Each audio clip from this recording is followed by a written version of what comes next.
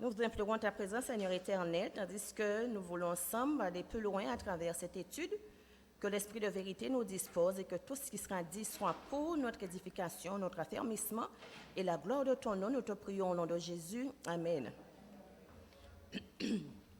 Alors la leçon de cette semaine met en évidence 3 thèmes principaux. L'aspect capital des prières de louange et d'action de grâce pour la vie du chrétien, l'importance qu'il y a pour le chrétien de faire l'expérience de la puissance transformatrice de Christ et de l'Esprit Saint dans la vie chrétienne, et en tant que vrai chrétien, en connaissant et expérimentant la puissance de Christ, nous pouvons vivre une vie sans crainte. Dans sa prière au début de son épître, que va demander Paul à Dieu pour les Éphésiens? Bible en main, Éphésiens chapitre 1, versets 15 à 23, nous allons lire. Éphésiens, puisque nous étudions bien sûr ce trimestre l'épître de Paul aux Éphésiens, nous allons ouvrir notre Bible, nous mettre dans Éphésiens chapitre 1, versets 15 à 23. Qu'est-ce que Paul demande à Dieu pour les Éphésiens? Vous y êtes, Éphésiens 1, versets 15 à 23. Vous allez trouver? Je lis. C'est pourquoi moi aussi, ayant entendu parler de votre foi au Seigneur Jésus et de votre charité pour tous les saints, je ne cesse de rendre grâce pour vous, faisant mention de vous dans mes prières. Pourquoi? Afin que le Dieu de notre Seigneur Jésus-Christ, le Père de gloire, vous donne. Quoi donc? Un esprit de sagesse et encore de révélation dans sa connaissance, et qu'il illumine les yeux de votre cœur pour que vous sachiez quelle est l'espérance qui s'attache à son appel, quelle est la richesse de la gloire de son héritage qu'il réserve aux saints, et quelle est envers nous qui croyons l'infinie grandeur de sa puissance, se manifestant avec efficacité par la vertu de sa force. Il l'a déployé en Christ, en le ressuscitant des morts et en le faisant asseoir à sa droite dans les lieux célestes, au-dessus de toute domination, de toute autorité, de toute puissance, de toute dignité et de tout nom qui se peut nommer, non seulement dans le siècle présent, mais encore dans le siècle à venir.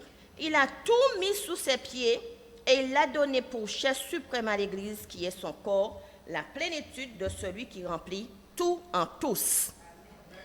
Paul demande donc au Père de donner aux Éphésiens l'expérience de la connaissance de Dieu par sa révélation.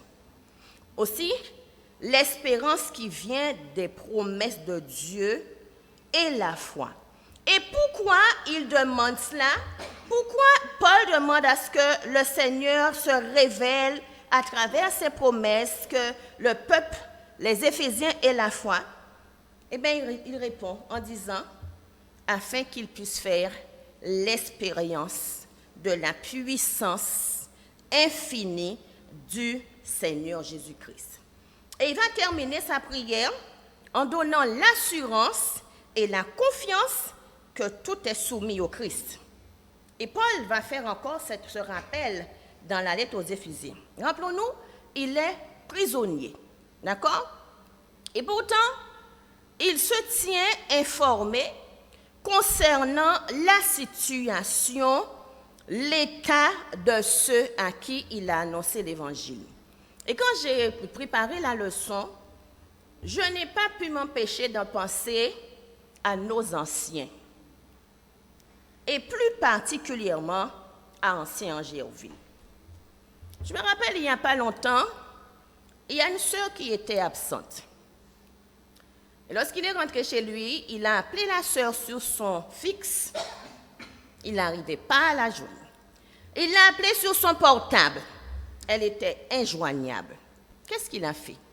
Il m'a envoyé un message pour me dire, est-ce que j'ai le téléphone de la fille de cette sœur, parce qu'il avait besoin de savoir qu'est-ce qu'elle avait, pourquoi elle n'était pas présente.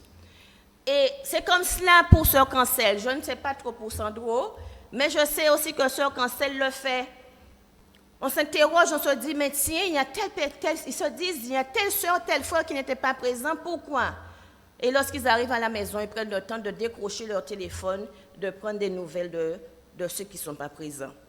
Et cet ancien Angerville, toujours pour parler de lui, comment il a été au taquet avec son équipe pendant Covid pour permettre à ceux qui voulaient continuer à recevoir la nourriture. Ils ont tout fait pour mettre en place ce système Zoom. Et d'ailleurs, jusqu'à maintenant, les amis, les frères et sœurs au foyer peuvent en bénéficier. Et il a été là, il a tout géré. Donc, j'ai pensé à lui en faisant cette leçon, mais aussi à nos dirigeants. Ils ne sont pas parfaits, certes, mais de temps à autre, pensons à eux et faisons monter des actions de grâce envers Dieu en leur faveur. Ils sont là, ils se soucient de nous. Aussi les responsables de département qui eux aussi sont présents chaque 3e dimanche du mois à 15h pour proposer des programmes pour notre épanouissement, notre croissance spirituelle. Et je pense également à Jean-Pierre, qui est très souvent le premier arrivé le sabbat matin ou les jours de réunion, le dernier à partir pour pouvoir installer le Zoom. Et là, on voit Zoom là, il y a un petit problème parce qu'on n'a pas tous forcément la Bible et le cantique. Mais quand on voit Zoom là, il y a un retard, bien Zoom là, il y a un problème. Nous aussi parce que nous parlons cantique, nous pour nous chanter.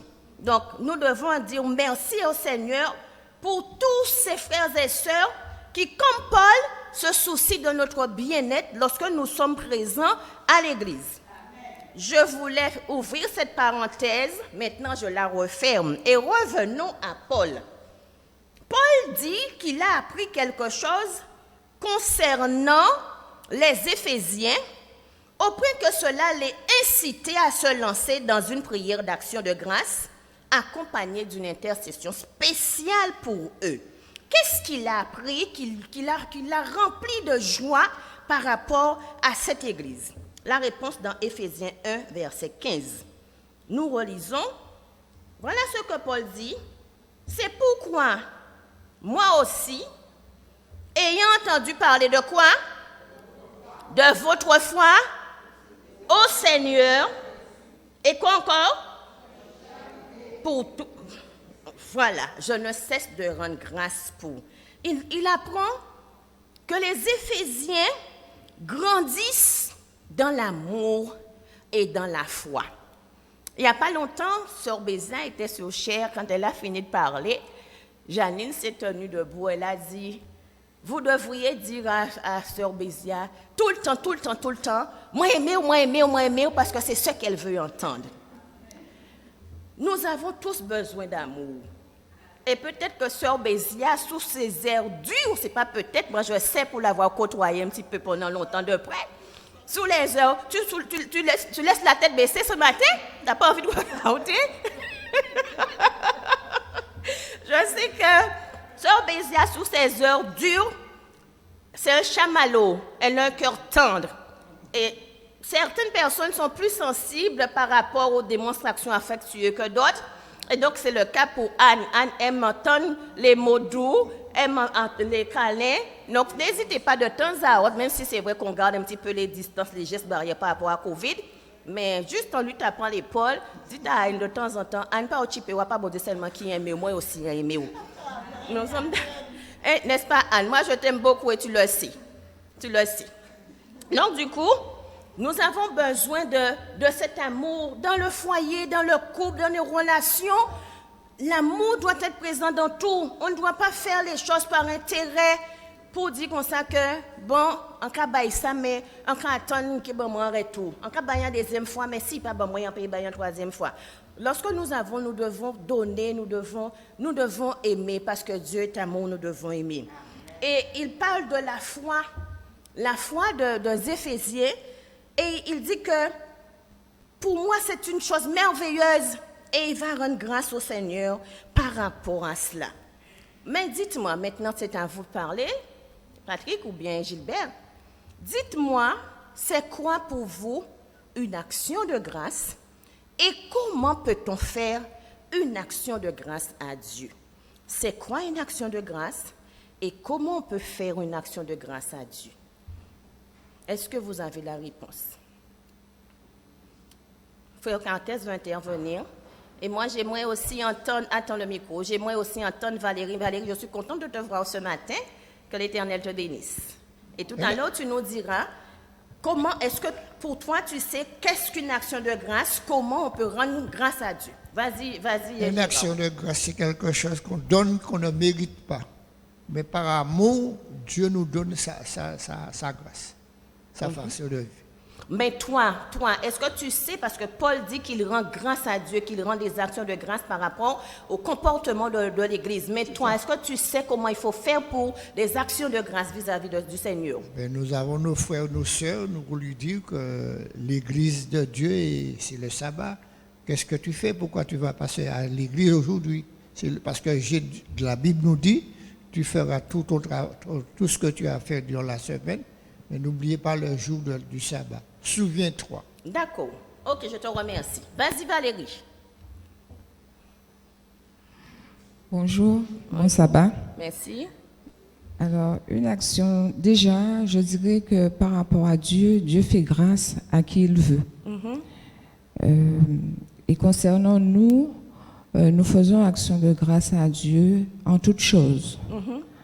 En tout ce que nous faisons chaque jour au quotidien, par rapport à notre comportement, par rapport à rendre grâce par la louange, par la prière, remercier Dieu pour ce qu'il fait pour nous, tout simplement parce qu'il est Dieu, il est le Créateur. Donc nous devons faire des actions de grâce par la prière, par la méditation, Oui. par nos actions aussi envers les uns, envers les autres, qui se font au quotidien. Je répète, au quotidien. Au quotidien. Je te remercie. Notre intervention, Sœur André, oui? Vous m'excusez, j'ai la voix.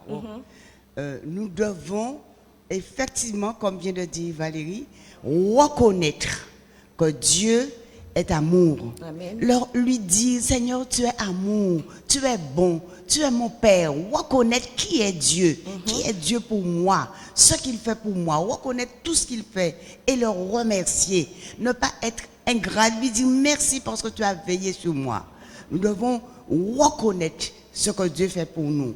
Et aussi, nous devons tenir compte de ce que nous avons décidé pour faire de Dieu, pour faire à Dieu. Dieu n'a rien besoin, mais il veut notre amour. Nous avons décidé de rester fidèles à lui, de marcher avec lui, de ne pas dire n'importe quoi, de veiller sur notre comportement. Nous avons décidé de faire ça. Décidons-nous.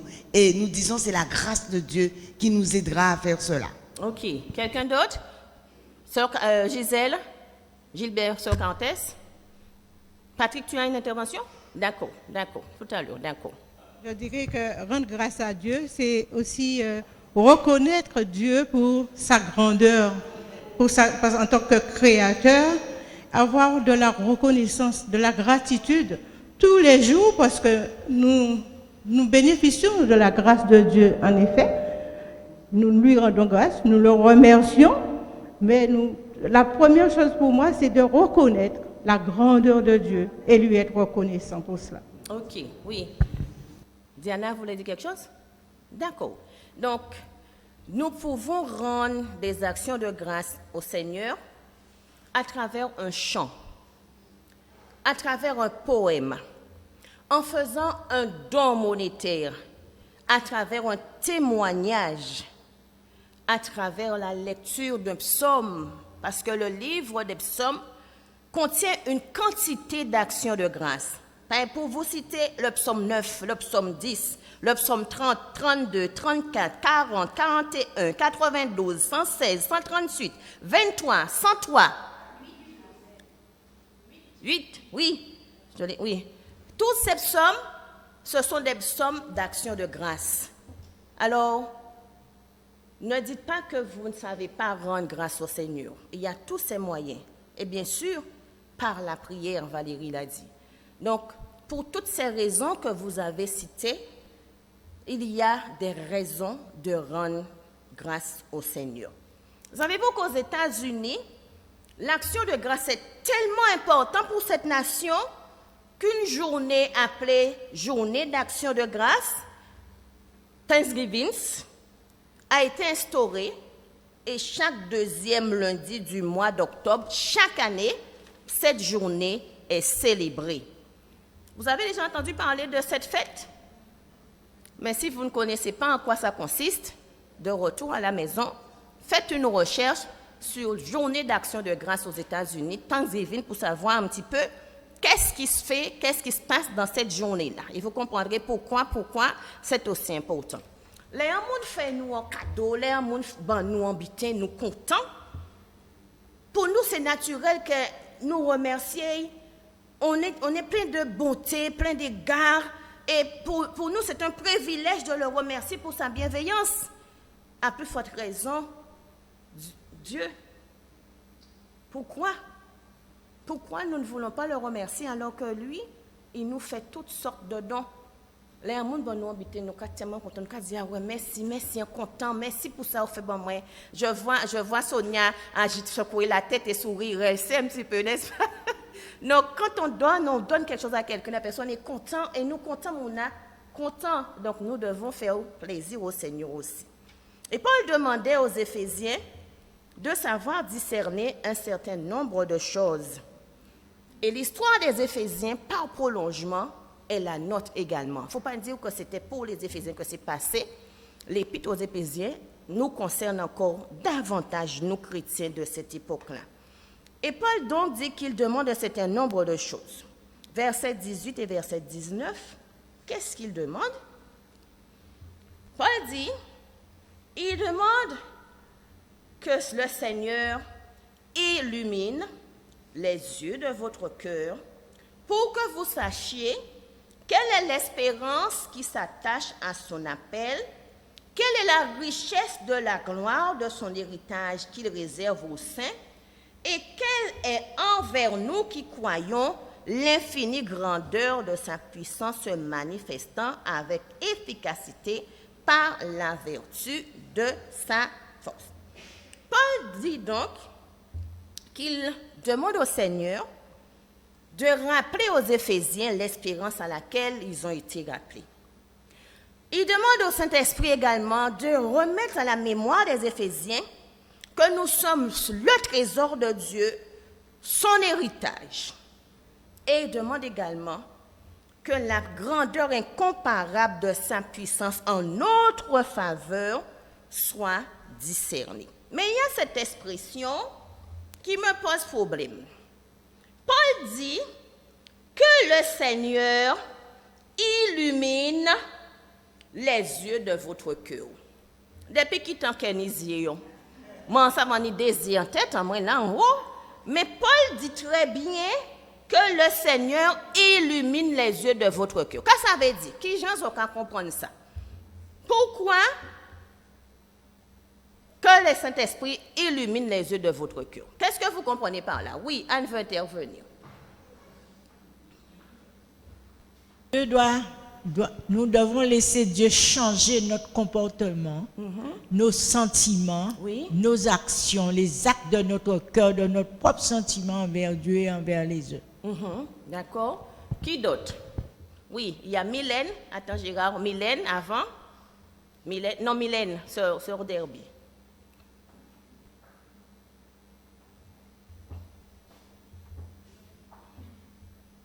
Vas-y. Un, deux. Alors, moi, je dirais que les yeux de votre cœur, on a pour habitude de dire que le cœur, c'est le siège de notre intelligence, que nous puissions comprendre. Donc, c'est ce que Paul demande, que Dieu puisse nous ouvrir l'intelligence Oui. pour que nous puissions, que nous sachions quelle est l'espérance qui s'attache à la parole de Dieu, à ce qu'il demande. D'accord. Donc pour toi, c'est que l'Esprit nous éclaire, nous illumine, nous ouvre le cerveau, enfin, l'intelligence pour comprendre les choses spirituelles. Voilà. Ok, d'accord. Oui, Sandra? Alors, nous savons que le cœur, c'est le quartier des émotions. Donc, Paul nous explique en fait que en travaillant le cœur, nous savons aussi que le cœur, c'est du cœur que sortent les choses mauvaises. Donc, en étant le quartier des émotions, Paul explique que nous devons chercher à ce que nous travaillions à changer notre cœur pour pouvoir amener la lumière à notre cœur et que de notre cœur sortent que de bonnes choses. Amen. Que de choses qui glorifient Dieu et que de choses aussi qui, par la grâce de Dieu, nous permet aussi de contribuer aux actions de Dieu. Voilà. D'accord, merci, amen. Quelqu'un d'autre? Oui, Gérard. Marie-Christiane a levé le doigt? Non? Je dirais que c'est un verset très important. Et quand nous voyons l'humanité tout entière, sans faire d'exception, Dieu nous aime, nous ne connaissons pas la profondeur de l'homme par rapport à Dieu. Puisque Dieu dit, faisons l'homme à notre image. Est-ce que nous respectons Dieu? Est-ce que ce que Dieu nous demande, parce que ce que Dieu nous demande, ce n'est pas de faire des choses extraordinaires, mais d'aimer son prochain. Quand quelqu'un a des difficultés, si nous allons la visiter ou pas, et il y a d'autres, si nous réfléchissons à autre chose, il y a des gens qui font entrer dans sa main, dans sa poche, et pour dire, mi bon Dieu en moi. Quand quelqu'un dit ça, eh bien, ça fait mal, parce que pour l'argent, c'est Dieu. D'accord, ok. Alors, je demanderai à l'un des anciens, Sandro ou bien Sœur Cancel, qu'est-ce que vous comprenez par là qu'il illumine les yeux de votre cœur? Sandro et Sœur Cancel ou Sandro, les deux. On va leur poser la question aux deux. Sandro, vas-y. Merci d'être là ce matin, Sandro.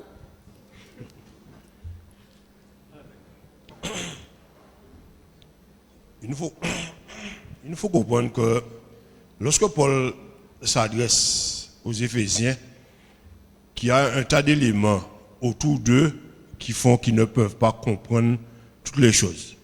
Et comme cela, parce qu'eux, ils avaient beaucoup de Dieu, mais la suprématie, Dieu, et Paul met l'emphase sur la suprématie de Dieu, de Jésus. Lorsque Dieu met Jésus assis à sa droite, et que Dieu dit que là, il reçoit l'autorité sur toutes choses,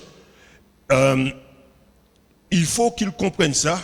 Mais il y a des choses qu'ils ne peuvent pas comprendre là tout de suite et qu'ils vont continuer à comprendre.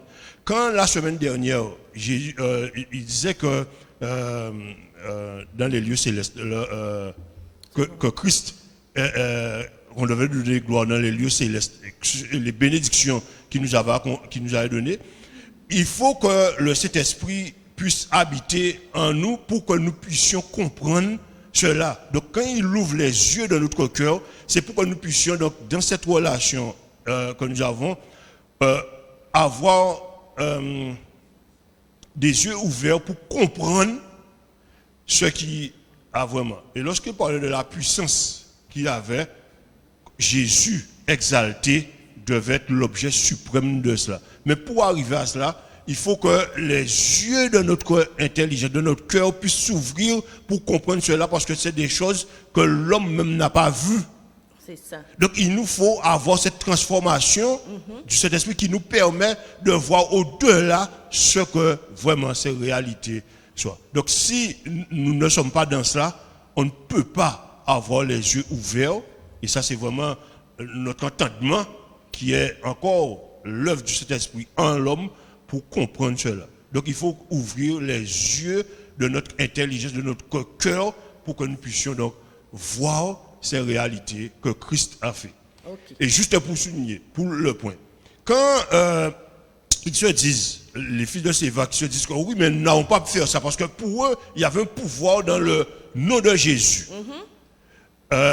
Ils vont avec leur force, ils vont avec ce qu'ils ont, mais ils ne vont pas avec la puissance que Dieu donne. Donc les yeux de leur cœur ne peuvent pas s'ouvrir pour voir cela. Pourquoi? Eh bien, ils n'arrivent pas à faire cela. Et on dit, mais pourquoi Paul arrive à faire ça? Parce que Paul avait compris que quand il prononce, pas seulement dans le fait de prononcer le nom, mais que le Saint-Esprit agit déjà en lui. Donc, lorsque ses yeux sont ouverts, il voit la puissance, la suprématie de Christ. Donc, Christ a autorité sur toutes les œuvres des ténèbres. Et lorsqu'il voit cela, cette réalité-là, eh bien, ses yeux sont ouverts. Lorsqu'il voit Christ, il ne peut faire qu'une seule chose, c'est exalter le Christ. Amen. Donc, nous comprenons que dans la louange, si nous ne vivons pas avec la puissance du Saint-Esprit en nous, nous ne pourrons jamais exalter le Christ. Et ce n'est pas seulement de prononcer le nom de Jésus, mais c'est d'avoir une sorte de relation qui nous permet, au-delà du voile, de voir ce que Christ a accompli. Tout à fait. Ok. Il n'a pas tout dit, Sœur Cancel, vas-y. Avec tes mots. Mais je le rejoins dans ce qu'il dit, puisque les Éphésiens, il ne faut pas oublier qu'ils adoraient des divinités. Ils pensaient qu'ils étaient dans le bon, dans le droit, et que c'est Paul qui était à côté, les fils de Sérac. On a vu comment ils agissaient. Mais Sandra l'a dit aussi, oui. Le cœur, ce qu'on appelle le cœur, c'est notre cerveau. Et c'est dans la partie frontale que Dieu va s'adresser à ses enfants pour leur ouvrir l'intelligence, leur donner la sagesse et la connaissance du vrai Dieu, de son amour et de ce qu'il fait pour ses enfants. Donc, Sandra a développé, j'abonde dans son sens. Hein. D'accord. Effectivement, Sandra a plus ou moins cité Proverbe 4, verset 23, quand il est dit « Garde ton cœur plus que toute autre chose, car de lui viennent les sources de la vie. » Ou encore dans la version français courant, il est dit « Avant tout, prends garde à ce que tu penses au fond de toi-même, car ta vie en dépend. » Et dans la pensée hébraïque et grecque, le mot « cœur » représente le centre de la personne, l'homme intérieur, le siège non seulement de la vie affective, mais aussi de l'intelligence et de la volonté. Et les yeux du cœur représentent donc le discernement de cet homme intérieur. Et Sandro l'a dit bien sûr, tant que le Saint-Esprit n'a pas accompli son œuvre de régénération, cette faculté de voir, de connaître les réalités spirituelles demeure inexistante. Une vie spirituelle restaurée, le croyant a besoin d'une illumination continuelle dans les yeux de son cœur afin de pouvoir croître dans la connaissance des vérités divines. Donc, que seulement le Saint-Esprit peut permettre justement que nous soyons illuminés comme Paul le demande et que nous puissions comprendre les choses célestes, les choses spirituelles. Mais la question qui se pose, comment pouvons-nous garder notre cœur? Comment pouvons-nous atteindre cette illumination du cœur? Qu'est-ce qu'il faut faire pour être dans cet état d'illumination? Dites-moi. Quelle est la solution? Gérard, attends. Quelle est la solution? Qu'est-ce qu'il faut faire? Oui, Marianne? Marie-Christiane et après Marianne. Vas-y, Marie-Christiane. Déjà, il faut avoir une bonne relation avec Christ. Amen. Et aussi, il faut s'entretenir par l'étude de la parole de Christ. Tout à fait. À chaque fois que nous lisons notre Bible, nous découvrons des choses. Et cela permet, de nous aider chaque jour à savoir comment faire face à même des éventualités qui sont difficiles pour pouvoir garder le cap avec Christ. Tout à fait, tout à fait. Marianne, merci Marie-Christiane. C'est qu'il faut prier, demander à Dieu son Saint-Esprit de manière qu'il puisse nous éclairer et étudier sa parole de manière que nous puissions nous examiner chaque jour pour savoir si nous faisons la volonté de Dieu. Absolument, absolument, c'est ça. Oui, Gilbert, viens, Janine veut parler.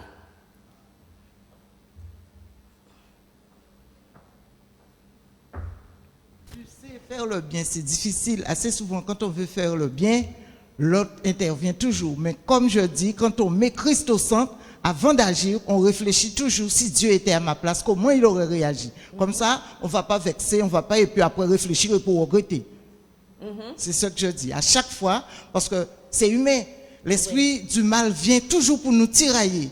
Mais nous devons toujours penser, quand on possède le Saint-Esprit, si Dieu était à ma place, comment il aurait réagi. Exactement. Et on ne va pas regretter après. Tout à fait, tout à fait. Et donc, de manière inlassable, nous devons être dans la recherche de l'assistance auprès du trône de la grâce.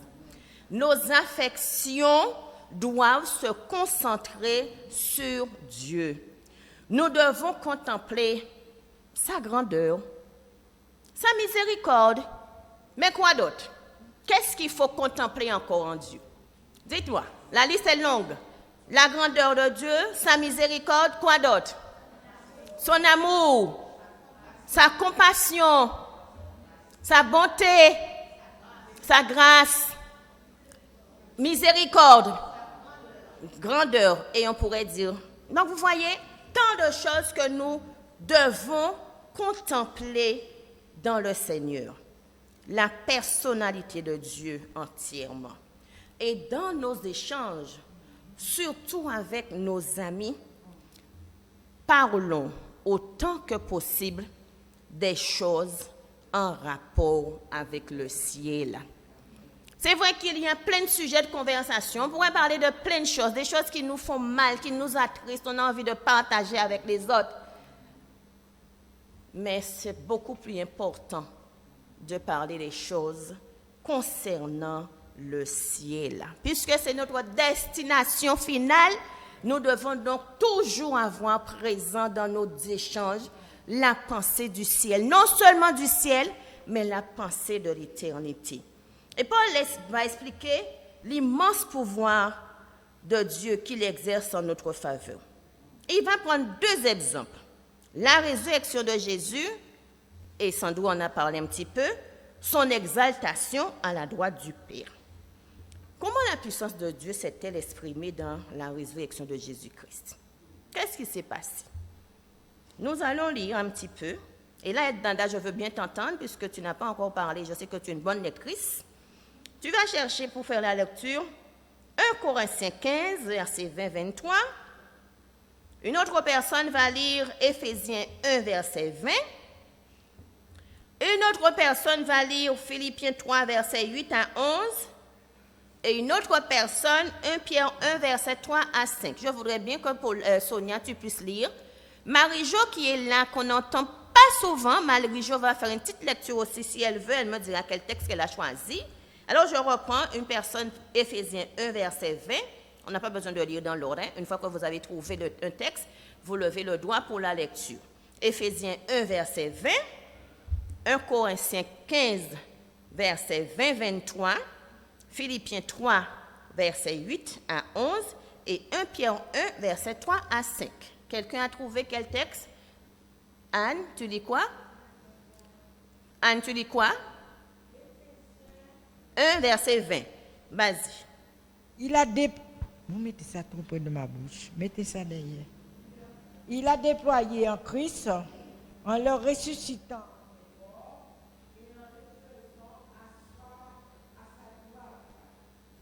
Non, les lieux. Merci. Et Dada, tu lis quoi? D'accord. 20-23, vas-y. Mais maintenant, Christ est ressuscité des morts. Il est le prémisse de ceux qui sont morts. Car Christ, la mort est venue par un homme. C'est aussi par un homme qu'est venue la résurrection des morts. Et comme tous meurent en Adam, de même aussi tous revivront en Christ. Mais chacun en son rang. Christ comme prémisse, puis ceux qui appartiennent à Christ lors de son avènement. OK. Philippiens 3, verset 8 à 11. Sonia, merci. Merci Ednada, merci Sonia. Et le dernier texte, ce sera 1 Pierre 1, verset 3 à 5. Et même, je regarde toutes choses comme une perte, à cause de l'excellence de la connaissance de Jésus-Christ, mon Seigneur, pour lequel j'ai renoncé à tout, et je les regarde comme de la boue, afin de gagner Christ, et d'être trouvé en lui, non avec ma justice, celle qui vient de la loi, mais avec celle qui s'obtient par la foi en Christ, la justice qui vient de Dieu par la foi, afin de connaître Christ et la puissance de sa résurrection et la communion de ses souffrances, en devenant conforme à lui dans sa mort, pour parvenir, si je puis, à la résurrection d'entre les morts. Merci Amen. Sonia. Et le dernier texte, on va donner à Marie-Jo, 1 Pierre 1, verset 3 à 5. 1 Pierre 1, versets 3 à 5.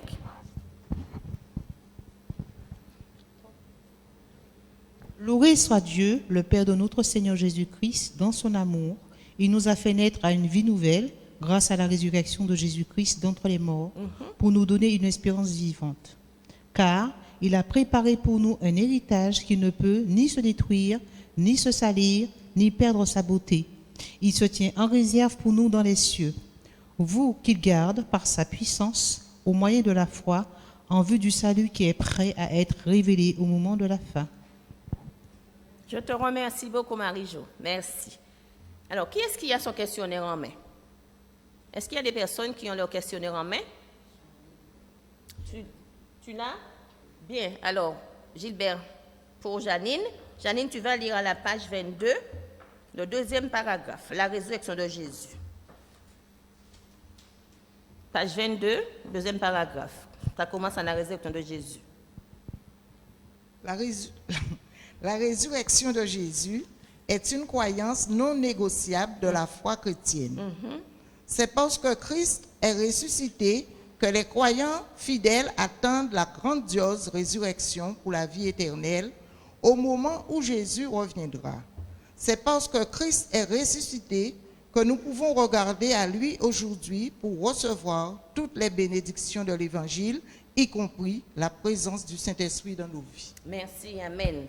Sans la résurrection de Jésus, on serait perdu. On n'aurait rien. Même si nous t'avons dit toutes sortes de choses, s'il n'y avait pas la résurrection de Jésus, Jésus serait mort, il aurait accompli la mission, mourir sur la croix, mais s'il était resté sur la croix ou dans le tombeau, c'est la résurrection de Jésus-Christ qui a été pratiquement tout. Maintenant, nous sommes adventistes du 7e jour.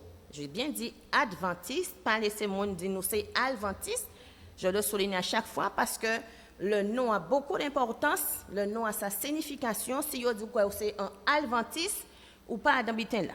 Faut vous dire que c'est un adventiste. C'est pas pédi, non, on pas adventiste, moi c'est un adventiste. J'attends le retour de Jésus. Je suis pas adventiste, je suis adventiste. On est d'accord. Le D, ce n'est pas le L. Il n'y a pas en même place là, il n'y a pas en même position là du tout dans l'alphabet. Chaque en place là. Donc nous sommes des adventistes. Oui? Attends. Non, je reprends juste pour dire à Laurence ce qu'elle a dit. Elle a dit de ne pas dire que nous sommes des adventistes, que nous sommes des adventistes. Ça dépend de notre comportement. Si les gens voient que nous ressemblons à des adventistes, ou que nous sommes adventistes. Mais si vous croyez que nous sommes un adventiste, vous que c'est un enfant de Dieu. Alors, il y a un danger. Reste là, Gilbert, si elle veut réagir. Reste là, Gilbert, si Nadine veut poursuivre. Ou doit être savent si vous êtes un adventiste. Et si vous êtes un adventiste, vous savez qu'à pour faire, pour redresser, pour faire sa vie adventiste. Donc, si la personne te traite d'adventiste, ça veut dire que c'est grave. Et les gens traitent d'adventiste, il faut même qu'à pleurer. Je ne dis pas que c'est toi, tu parles en général. Les gens disent adventiste, il faut tomber à genoux et il faut pleurer. Parce que ça veut dire, ou pas en lettre d'amour, ou pas dégager un bon parfum.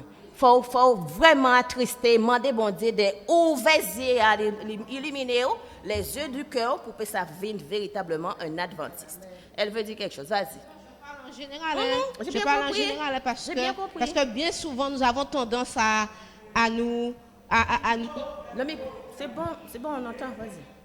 Bien souvent nous avons tendance à être présents à l'église et lorsque nous sommes dehors, nous ne représentons pas ce que nous sommes.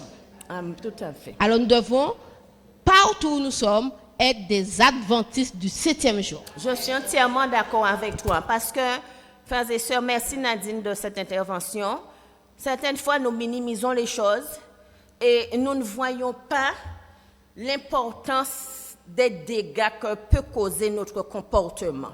Même si dans une situation, nous avons raison, nous devons être dans la maîtrise.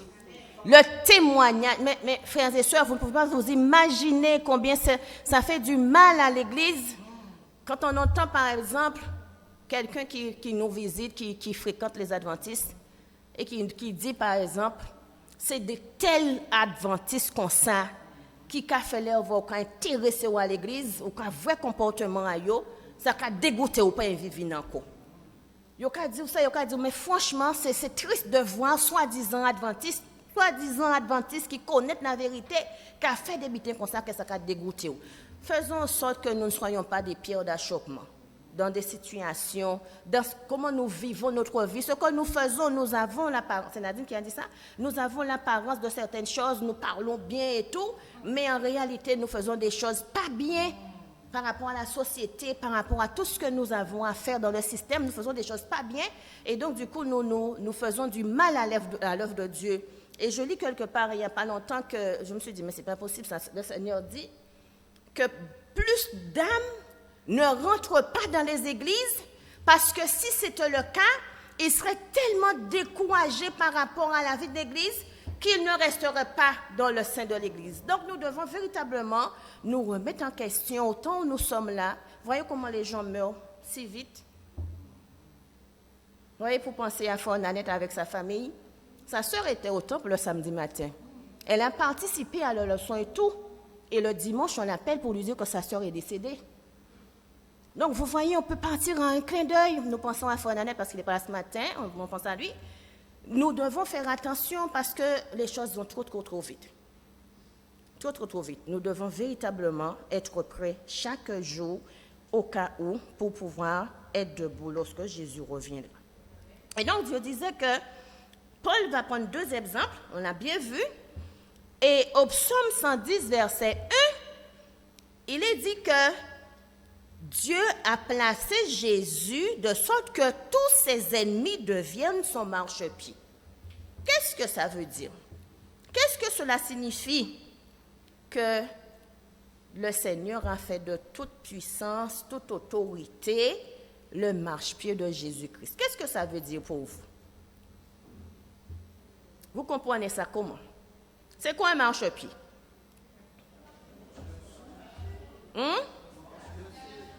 Quelque chose qu'on marche dessus, qu'on met les pieds.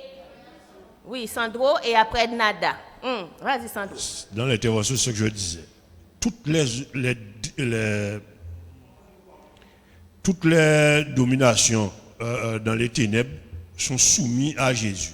Jésus est supérieur à toute domination. Donc, c'est vrai que nous avons beaucoup de choses qui nous font peur. Et même dans le monde, parce qu'il y a un monde visible, mais il y a un monde invisible. Absolument. Mais il nous faut comprendre que quand Jésus arrive et est tronisé et est au ciel, il est assis à la droite, Dieu lui donne la domination sur toute puissance. Amen. Donc lorsque nous disons que Jésus est tout puissant, c'est qu'il est au-dessus de toutes les puissances. Et même les choses qui sont parfois extraordinaires devant nous, parce qu'il y a des choses qui sont dans le monde invisible autour de nous, que parfois nous ne voyons pas, mais nous devons nous dire qu'en Jésus, ces choses-là, ça n'ont pas de puissance parce que Jésus les a terrassés. Jésus est ils sont le marchepied de Jésus parce que Jésus est sur ses pieds dessus. Donc l'autorité est remise à Jésus et Jésus est supérieur à tout cela. Donc lorsqu'il dit, et parfois nous avons peur de certaines manifestations, on va entendre un bruit sur sa maison et on croit que pour qu'il y ait quelque chose, on nous dit ouais mais il faut mettre du sel devant ta porte parce que pour que les démons ne viennent pas, il faut dormir à droite ou à gauche pour que les démons... Mais en Jésus, je n'ai pas à faire ça parce que, non, c'est des exemples, je vous dis des choses inimaginables même, parce que pourquoi on a peur de ce que l'autre va faire, mais en Jésus, tous ceux-là sont soumis à Jésus. Donc au lieu d'aller faire tout ça, d'aller acheter du sel et de prendre son argent pour faire ça, mettons notre foi dans Jésus et on n'a pas besoin de faire ça. Oui, ça, d'accord, merci. Ou aller voir tous ceux qui boisent et tout ça, c'est pas la peine, parce qu'en Jésus, toutes ces choses-là, ça sont soumis à Jésus. Sous ses pieds. Donc, si l'autorité est à Jésus, allons à Jésus pleinement, sachant que rien ne peut donc nous terrasser. Donc, toutes les peurs que nous avons en Jésus peuvent être annulées. Ok, merci. Ednada voulait intervenir et après Sœur André, oui. Non, en fait, comme tu as demandé tout à l'heure, c'est quoi un marchepied? J'ai dit une paillasson. Paillasson. Oui, tout à fait, c'est ça, c'est exact, tout à fait. Oui, Sœur André. Alors, je voulais dire une chose, frères et sœurs. parmi nous, nous disons, ah oui, mais Jésus, c'est Jésus, mais pas Jésus. Mais n'oublions pas que nous sommes le corps de Jésus. Jésus est la tête. Et ce que Jésus a donné, nous l'avons. Dieu nous l'a donné. Jésus nous l'a donné. Alors ne craignons rien. Sachons que si Dieu est pour moi, que peut me faire un homme? Sachons-le. N'oublions pas que Dieu est avec nous. Et que nous ne disons pas que Dieu est... Jésus est 100% homme. Jésus est 100% Dieu. Rappelons-nous de ça. Lorsque nous regardons à Jésus, ne craignons rien. Amen. Et dans Éphésiens chapitre 6, pour terminer, Éphésiens chapitre 6, le verset 12, voilà ce qui est écrit. Car nous n'avons pas à lutter contre la chair et le sang, mais contre les dominations, contre les autorités, contre les princes de ce monde de ténèbres, contre les esprits méchants dans les lieux célestes. C'est pourquoi prenez toutes les armes, etc. On va y arriver bientôt. Donc, nous retenons, nous comprenons. Jésus est le chef de l'Église. Merci, Sœur André. Nous sommes le corps. Jésus est celui qui va conduire son Église à bon port. Nous ne voyons pas tout. Tout ne nous est pas soumis contrairement à Jésus-Christ. Mais Hébreu nous dit que nous ne voyons pas ce qui se passe dans le ciel, mais que nous devons prier pour que le Seigneur nous éclaire. Et d'où la prière de Paul quand il dit que Dieu éclaire nos yeux afin que nous puissions voir les réalités que nous ne sommes pas encore capables de discerner. Alors, tout au cours de ce trimestre, demandons au Seigneur de nous aider, d'illuminer les yeux de notre cœur, que nous puissions discerner le bien et le mal, et que notre vie soit une vie d'amour, une lettre ouverte à la gloire de Dieu. La puissance de Jésus sera ainsi exaltée dans notre vie. Sandro veut dire quelque chose? Le micro, il est où? Et est-ce qu'éventuellement, quelqu'un d'autre voudrait rajouter quelque chose après Sandro? Quelqu'un veut dire quelque chose? Après Sandro, Marianne. Vas-y, Sandro. Je préfère que Marianne commence. Donne à Marianne le micro. Donne à Marianne le micro. Oui, et après tu interviendras. C'est pour ça que j'aime bien le 722 qui dit « Ne crains rien, je t'aime ». Et si Jésus nous dit « Ne crains rien, je t'aime », on est en bon mais comme on dit. Amen. Voilà. Amen. Amen. Sandro, vas-y.